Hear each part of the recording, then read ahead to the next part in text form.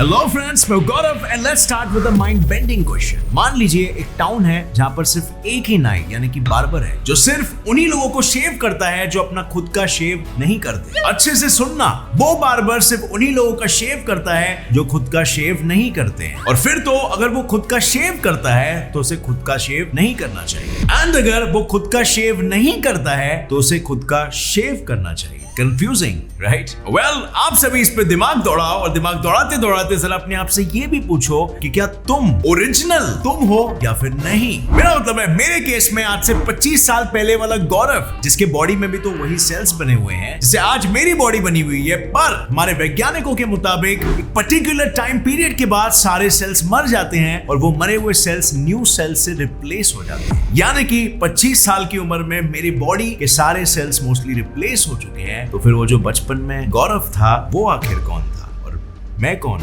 I mean technically देखा जाए तो उसका बॉडी कॉम्पोजिशन मेरे अभी के बॉडी के कॉम्पोजिशन से बिल्कुल अलग है, राइट? सो वो वाला गौरव ओरिजिनल था कि अभी वाला ओरिजिनल है? अब खुद का एग्जाम्पल भी ले सकते हो। रात को जब आप सोते हो तो आपकी body millions and millions of cells को रिप्लेस करती है। मतलब अगर देखा जाए तो सुबह उठ के ही maximum of your cells are replaced और आपकी बॉडी कॉन्स्टेंटली चेंज हो रही है। So you can say you are changed, I can also say hey you are a changed man now. But आप तो ऐसा नहीं सोचते हो, आप तो ऐसे ही सोचते हो कि मैं तो वही ओरिजिनल पर्सन हूं जो मैं कल रात को था। तो फिर आपकी ओरिजिनलिटी आखिर किस फैक्टर पे डिपेंड करती है? वेल फ्रेंड्स, आज के इस वीडियो में हम ऐसे ही कई सवालों को देखेंगे, उसे गौर से समझेंगे और उनका जवाब देने की कोशिश करेंगे। एंड ट्रस्ट मी, ये ऐसे सवाल है जिन्होंने बड़े से बड़े साइंटिस्ट के दिमाग को खपा के रख दिया है, क्योंकि ये कुछ ऐसे सवाल है जिनके जवाब ही कॉन्ट्रडिक्टिंग होते हैं सवाल को, और इन्हें हम विज्ञान की भाषा में कहते हैं पैराडॉक्स।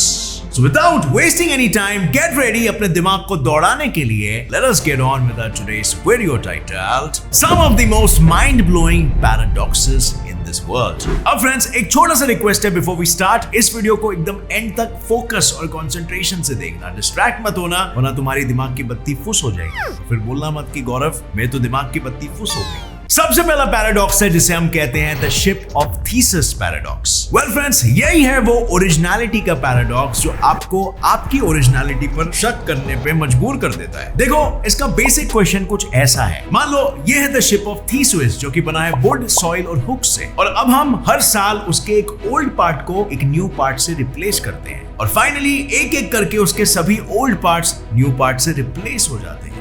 अंत में आप क्या कहोगे उस न्यू पार्ट्स वाले शिप ऑफ थीसिस को? आप तो यही कहोगे ना, this is the ship of thesis. Well anyway, let's see. इस जवाब को अच्छे से पकड़ के रखना, क्योंकि अब कहानी में आने वाला एक ट्विस्ट। जब ना उस शिप में से जूने पुराने पार्ट्स को निकाला जा रहा था, उसी वक्त उन जूने पुराने पार्ट्स को कहीं पे इकट्ठा करके एक नया शिप ऑफ थीसिस बनाया जा रहा था, बिल्कुल साथ ही साथ। और ये शिप भी जैसे ही शिप का लास्ट पार्ट आया, बिल्कुल उसी वक्त तैयार हो गया। और अब आप बताओ कि क्या ये शिप ऑफ थीसिस है जिसके पार्ट्स को ग्रेजुअली चेंज किया जा रहा था, या फिर ये शिप ऑफ थीसिस है जिसे ओल्ड पार्ट से बनाया गया? वेल, वो शिप जिसके पार्ट्स ग्रेजुअली चेंज किए जा रहे थे, let's consider it as ship A, और वो शिप जो टोटली पुराने पार्ट से बना, let's consider it as ship B. अब ये थोड़ा सा कंफ्यूजिंग होगा, बट माइंड यू बहुत ही इंटरेस्टिंग है, और ये पहली कोई 5-10 साल की पहले नहीं है, बल्कि इसका जिक्र तो 400 से 500 BC में भी हो चुका है। और इसमें उस समय के बड़े बड़े फिलोसोफर्स जैसे प्लेटो और हेराक्लिटस ऑलरेडी वर्क भी कर चुके हैं। और हाँ, इसके बाद भी इस सवाल का कोई फाइनल सोल्यूशन नहीं आया है,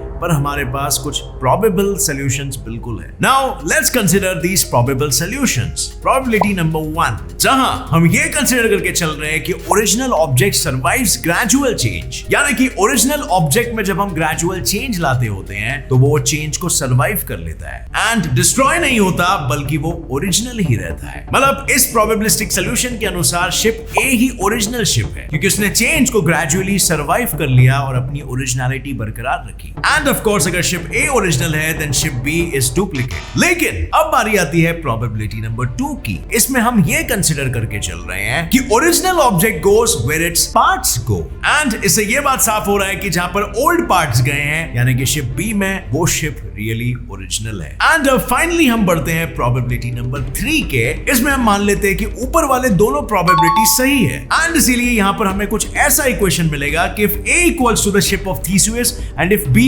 also equals to the ship of Theseus, then of course A is equal to B is equal to the ship of Theseus, जिसे लॉजिक की भाषा में ट्रांजिटिविटी ऑफ आइडेंटिटी के नाम से जाना जाता है। मतलब दोनों ओरिजिनल है या दोनों ओरिजिनल नहीं है। और ये जान के मेरे इंट्रो वाले सवाल का जवाब तुम खुद ही सोच लो, क्या तुम ओरिजिनल हो या फिर नहीं हो। और फ्रेंड्स, अगर आप मेरी तरह ही क्रिकेट के फैन हो तो मैं आपका स्ट्रगल समझ सकता हूँ यार। मुंबई में तो लॉकडाउन चल रहा है, क्रिकेट खेले तो कैसे खेले? वेल, बिल्कुल टेंशन नहीं, घर बैठकर भी आप क्रिकेट खेल सकते हो। माई 11 सर्कल ऐप को डाउनलोड करने का और खेलने का। इस ऐप पर आप अपने क्रिकेट के नॉलेज और स्किल से करोड़पति बन सकते हो। हाँ भाई, और करना ज्यादा कुछ नहीं है, बस इसकी तरह माई 11 सर्कल पे एकदम आसानी से कोई भी 11 प्लेयर्स, जिसमें सौरव गांगुली, वॉटसन और रशीद जैसे वर्ल्ड चैंपियंस भी है, उनमें से चूज करके अपनी एक क्रिकेट टीम बनानी है। आप करोड़पति बन सकते हो। और फिलहाल इंडियन T20 लीग के फीवर के कारण तुम हर हफ्ते जीत सकते हो 1 करोड़ रुपीस। वैसे तो ज्वाइन करने पर आपको 1500 रुपीस का वेलकम बोनस मिलता ही है, पर सिर्फ मेरे व्यूअर्स को डिस्क्रिप्शन में दिए गए लिंक पर क्लिक करने पर 20% एक्स्ट्रा कैश भी मिलेगा। एंड फिकर नॉट, ये ऐप काफी सिक्योर है और इसीलिए सारा पैसा आपके अकाउंट में आ जाएगा। तो अब रुके क्या हो, go download the app, link is in the description. This game involves an element of financial risk and may be addictive. Please play responsibly and at your own risk. Number 2, barber's paradox.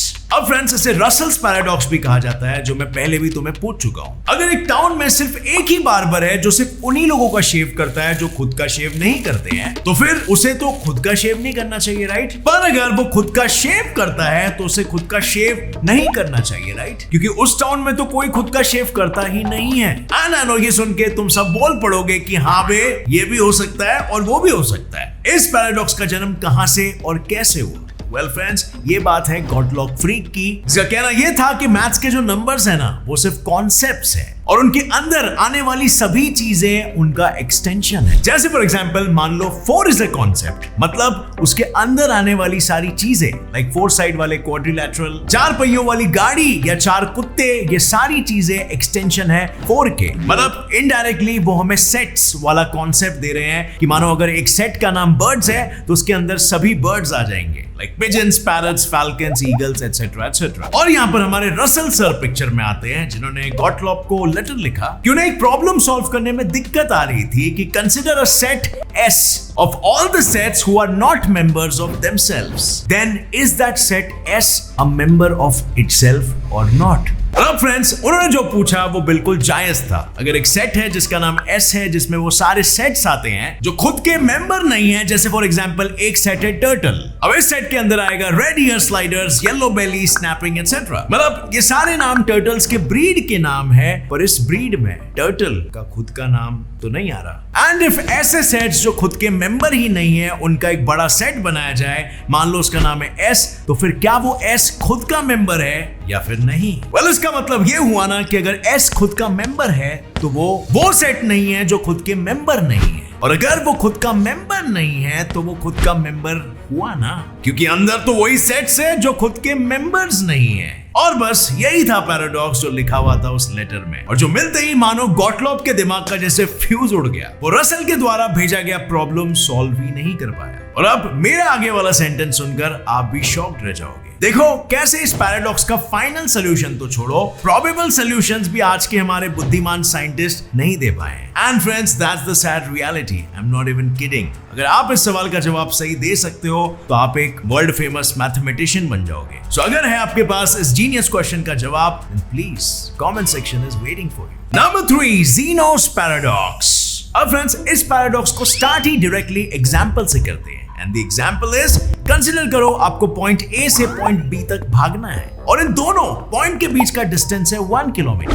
और अब ये सुन के आप तो यही कहोगे कि इतना तो हम यूं ही चुटकियों में भाग लेंगे, पर ना ना ना ना ना ना दोस्त, आप कभी भी अपने डेस्टिनेशन B तक नहीं पहुंच पाओगे। और ये मैं नहीं बल्कि खुद ज़ीनो ने कहा है, जिसका नाम खुद कई सारे पैराडॉक्सेस में दर्ज है। और उनका कहना यह है कि इसके पीछे का रीजन ये है क्योंकि A और B के बीच में infinite number of check points भरे पड़े हैं और हमें A से B जाने के लिए इन्हीं infinite number of check points से गुजरना पड़ेगा। और वो कैसे, ये देखो। 1 किलोमीटर भागने के लिए आपको हाफ किलोमीटर तो भागना ही पड़ेगा, और हाफ किलोमीटर भागने के लिए आपको 1/4 किलोमीटर तो भागना ही पड़ेगा, और 1/4 किलोमीटर भागने के लिए आपको 1/8 किलोमीटर तो भागना ही पड़ेगा, और 1/8 किलोमीटर भागने के लिए आपको उसका भी आधा 1/16 किलोमीटर भागना पड़ेगा, और 1/16 भागने के लिए आपको 132 भागना पड़ेगा, और 132 भागने के लिए आपको 164 भागना पड़ेगा, और ये भागा दौड़ी आपकी चलती ही जाएगी टिल इंफिनिटी। और अगर आपको सिर्फ 1 किलोमीटर भागने के लिए infinite number of check point से गुजरना पड़ रहा है, तो उन infinite number of check point से गुजरने के लिए आपको इन्फिनिट नंबर ऑफ टाइम भी तो लगेगा।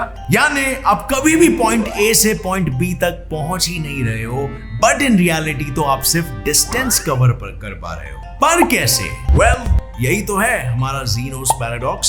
और चलो बता भी देता हूं इसका सॉल्यूशन। लेट्स कंसीडर हमें जो वो 1 किलोमीटर का डिस्टेंस कवर करना है, दैट इज डी।